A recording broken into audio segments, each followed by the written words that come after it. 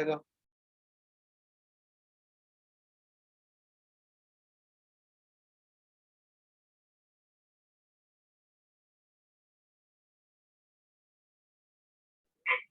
First one is sir जो पहले first point है first mover advantage. Okay, so first mover advantage का meaning मैं बताया था कि जो सबसे पहले आएगा वो सबसे ज्यादा फायदे में रहेगा।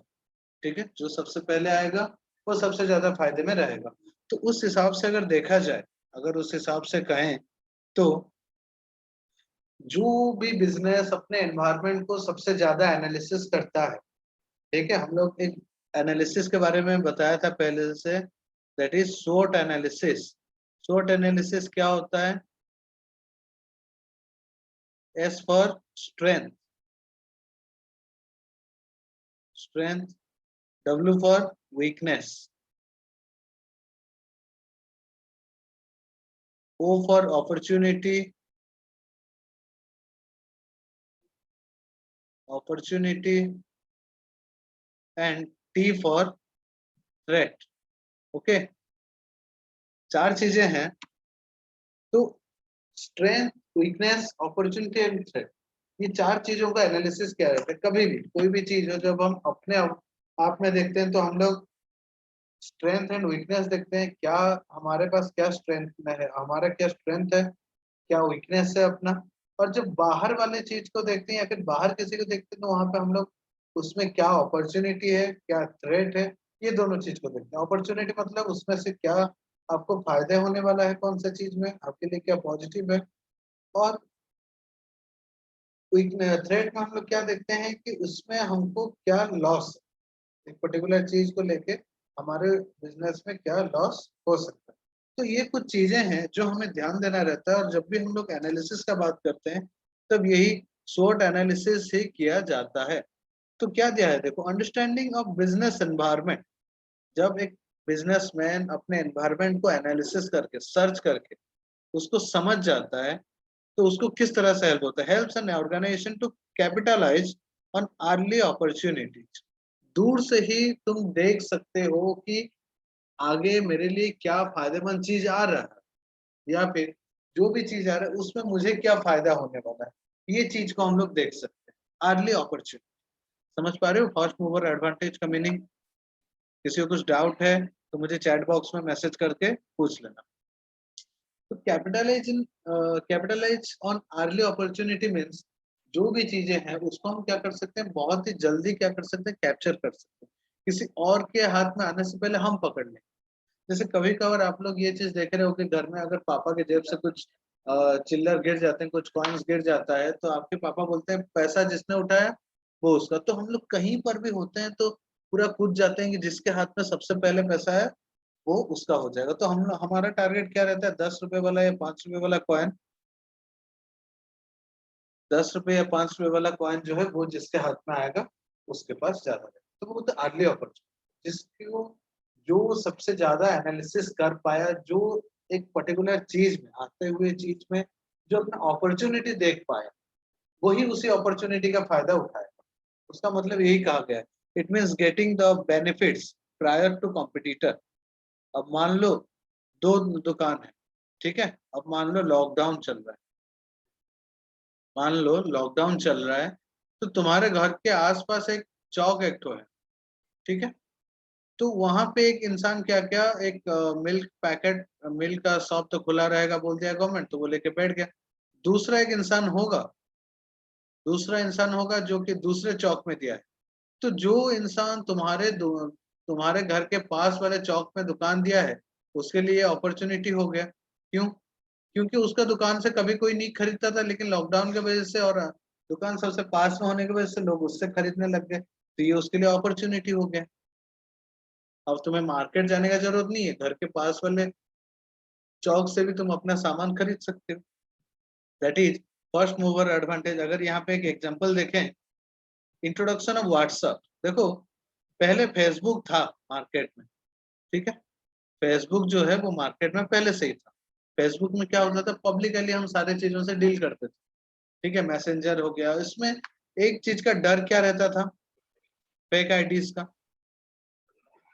फेक आईडी हो गया, ठीक है, और अनवांटेड चीजें जो रहता था, बिना इंटरेस्ट के चीजें भी उसमें आ जाता था, तो उसमें पर्सनल और प्राइवेसी कुछ नहीं रहता था। लेकिन ये चीज जो प्राइवेसी नहीं था, इस चीज को व्हाट्सएप कंपनी जो है, एक इंसान उसको देख पाया, समझ पाया कि नहीं भाई लोगों को प्राइवेसी का जरूरत है, इसलिए वो क्या किया, एक व्हाट्सएप बना लिया, एक ऐप बना लिया व्हाट्सएप। अब ये क्या क्या, ये पब्लिकली नहीं रहा, ये आपके लिए पूरा का पूरा प्राइवेसी लगा दिया। आपके पास जिसका नंबर है, आप सिर्फ उसी से ही बात कर सकते हो, आप ग्रुप बना सकते हो, ग्रुप में चैट कर सकते हो, वीडियो चैट्स वगैरह कर सकते हो। तो व्हाट्सएप ये चीज को अपॉर्चुनिटी समझा, कोई और नहीं दे रहा है इसलिए मैं दूंगा, और वो उसी चीज को अपना अपॉर्चुनिटी लिया और उसी के हिसाब से अपने बिजनेस को आगे बढ़ाया। समझ पाए फास्ट मूवर एडवांटेज? किसी को कुछ डाउट है तो पूछो। So going for the next point, and the next one is importance का सेकंड पॉइंट है आपका early warning signals. Early warning signals, ठीक है, इसमें भी वही चीजें आएगा, वही चार चीजें यहाँ पर भी आएगा, ठीक है। शॉर्ट में जो था स्ट्रेंथ, वीकनेस,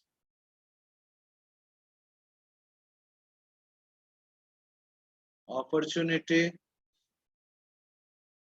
एंड थ्रेट, ठीक है, वही चारों चीजें आएगा। इससे पहले वाले पॉइंट में हम लोग अपॉर्चुनिटी वाले पॉइंट को डिस्कस किए थे। अभी जो ट्रेड के बारे में, उसके बारे में समझते हैं। देखो, अगर आप अच्छे से एक चीज को एनालिसिस कर रहे हो तो आपको उसमें फायदा भी दिखेगा, साथ ही साथ लॉस भी दिख पाएगा।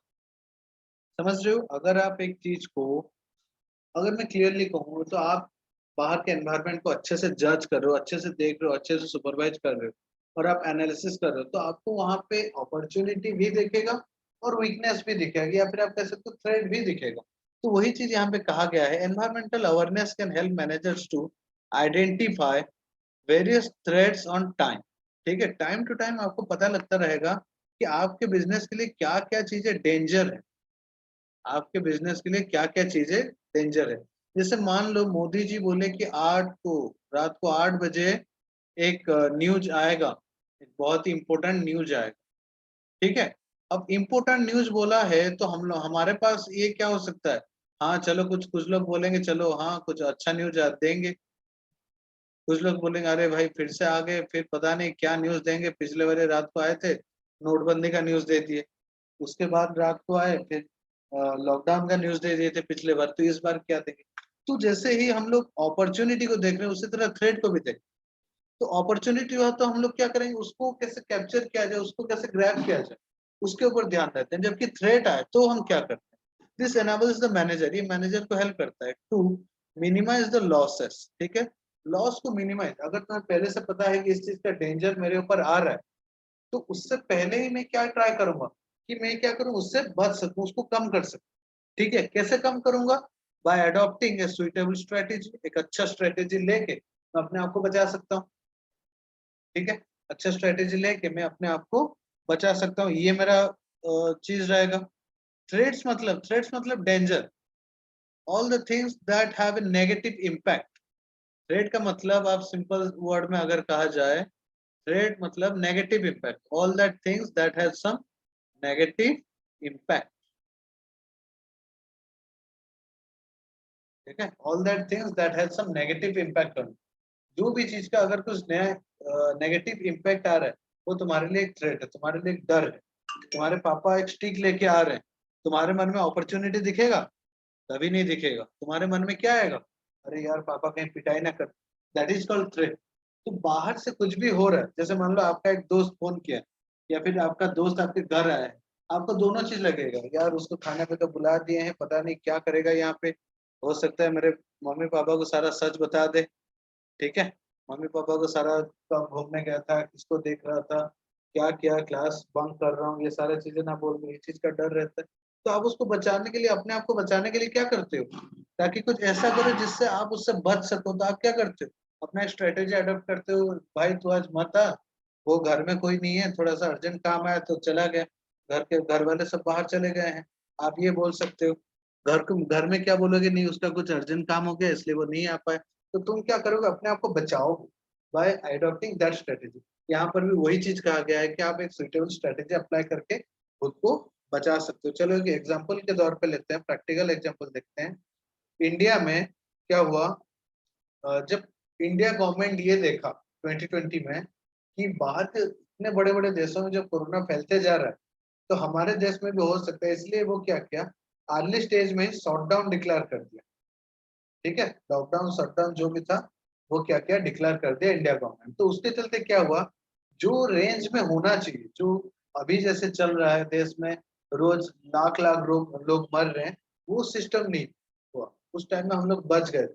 क्यों? क्योंकि इंडिया गवर्नमेंट उस थ्रेट को पहले ही पहचान गया था और उस चीज को क्या किया, वो रोकने में सफल रहा बहुत एक तरह से। अगर बाहर के देश में देखा जाए, लोग करोड़ों लाखों लोग मर जा रहे थे, जबकि इंडिया में हजार में आंकड़ा 1000 10,000 तक ही रह जाता। तो ये अपने लिए एक बहुत बड़ा थ्रेट था, जिसको हम लोग अर्ली बहुत पहले ही उसको पहचान के उसको उसी जगह में रुकवा दिए और उसको उसी जगह में ही हम लोग क्या किए, स्टॉप कर दिए। ठीक है, ये होता है अर्ली अर्ली वार्निंग सिग्नल। तो ये पॉइंट आई थिंक सबको समझ आ गया रहेगा। So the next point is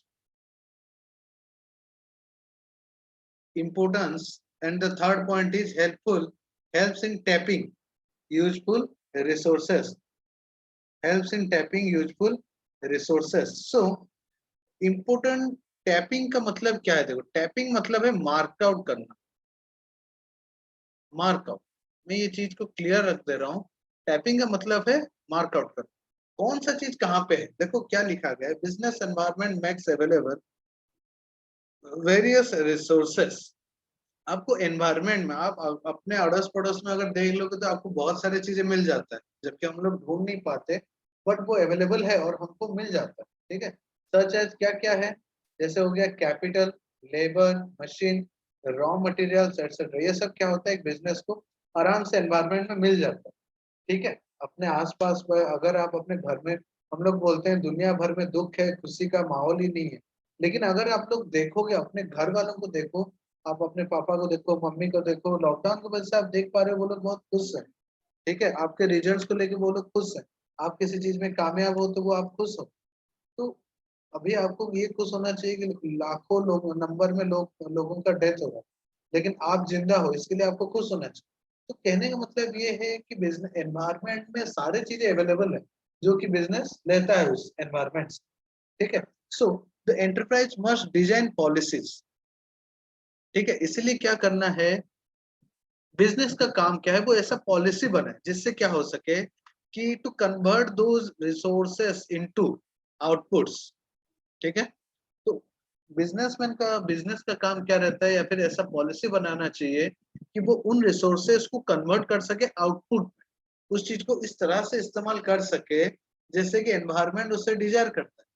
अब जैसे देखो कोरोना का इम्पैक्ट भी देख लो, पेड़ जंगल पेड़ पौधे, नेचर ने हमको सब कुछ दिया, पेड़ पौधे दिया, फ्री ऑक्सीजन मिल रहा था, ये सारा चीजें चल रहा था। फ्री जब ऑक्सीजन मिल रहा था तब हम लोग ऑक्सीजन का कदर नहीं किए, पेड़ काटे, पौधे काटे, बड़ा बड़ा जंगल काट के साफ कर दिए, बिल्डिंग बनाए, कंपनीज बनाए, रोड बना दिए, इंफ्रास्ट्रक्चर के नाम पे नेचर का पूरा बैंड बजा दिया। अब देखो नेचर क्या कर रहा है, रिवेंज ले रहा है, जैसे हम लोग अभी क्या कर रहे हैं, कर्मा कहते हैं। अब फेसबुक इंस्टाग्राम में कहीं पर भी आप लोग देख लो, वहां पे हर कोई एक मीम अभी चल रहा है कि पहले गाड़ी में बड़े बड़े पेड़ पौधे काट के ले जा रहे थे, अब उसी गाड़ी में ऑक्सीजन सिलेंडर ले रहे हैं। तो ये चीज होता है, हमें नेचर क्या दे रहा था और हमें किस तरह से इस्तेमाल करना चाहिए था। पहले फ्री का ऑक्सीजन मिलता था, अब हमें ऑक्सीजन खरीदना पड़ रहा है बाहर वाले देशों से, बाहर वाली जगह से, अलग अलग कंपनी जो ऑक्सीजन बनाने में लगे हुए हैं। जब फ्री में मिल रहा था तब कदर किए नहीं, अब उसको हम लोग क्या कर रहे हैं, उसका बेइज्जती बेइज्जती करवा रहे हैं। तो वही चीज कहा गया है कि एनवायरनमेंट आपको सब कुछ दे रहा है, आपका काम ये है कि आप उसको ऐसे कन्वर्ट करो जैसे एनवायरनमेंट डिजर्व करता है, उसको उसको तो बेस्ट पॉसिबल यूज करो। ठीक है, this can be done better by understanding the environment needs what the environment needs. ठीक है, ये और अच्छे से कब हो पाएगा, जब तुम्हें ये पता है होगा कि एनवायरनमेंट को क्या चाहिए। ठीक है, जब तुम्हें ये पता चलेगा कि एनवायरनमेंट को क्या चाहिए।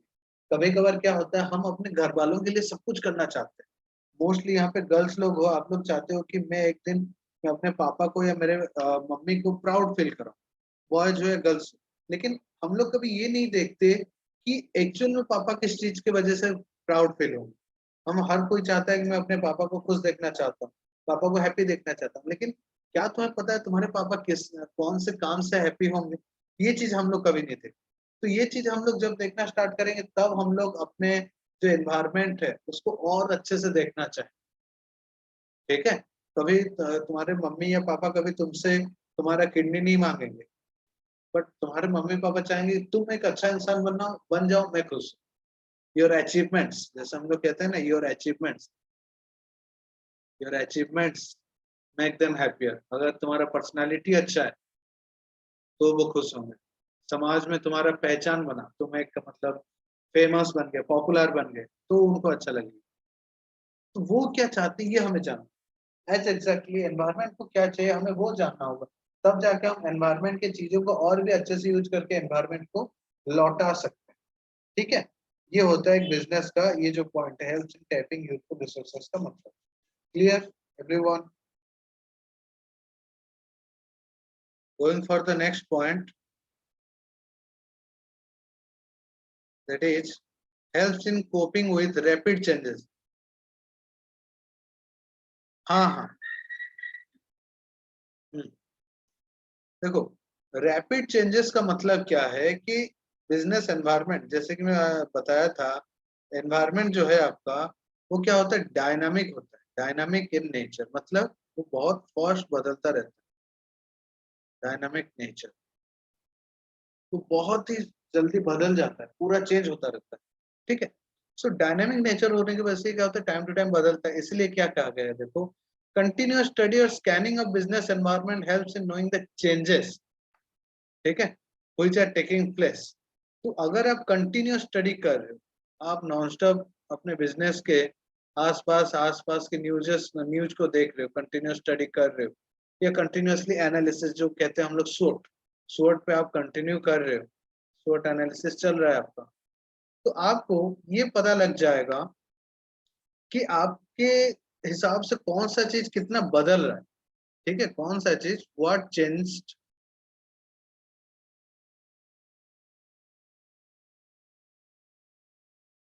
व्हाट चेंज, क्या बदल रहा है और क्या बदल चुका है। ठीक है, अगर मैं एक एग्जांपल के तौर पे कहूँ, 1980, ठीक है, 1980 का अगर बात करें, उस टाइम में लोग टेलीफोन यूज करते थे, वो वायर वाला। आप लोग पुराने मूवीज में देखे रहे हो, 1990 में लोग धीरे धीरे सेलफोन पे यूज करने लगे, धीरे धीरे सेलफोन पे आ गए। 2000 तक लोग थोड़ा सा एडवांस्ड हो चुके थे। ठीक है, कीपैड सेट आ गया, छोटा छोटा वाला कीपैड सेट।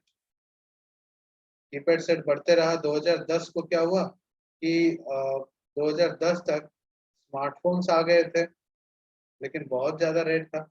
लेकिन अगर बात करें 2020 का, तो छोटे छोटे बच्चे भी 2020 में स्मार्टफोन्स को यूज करने लग गए, और आजकल तो एआई जो आर्टिफिशियल इंटेलिजेंस एआई वाला फोन भी आ चुका है।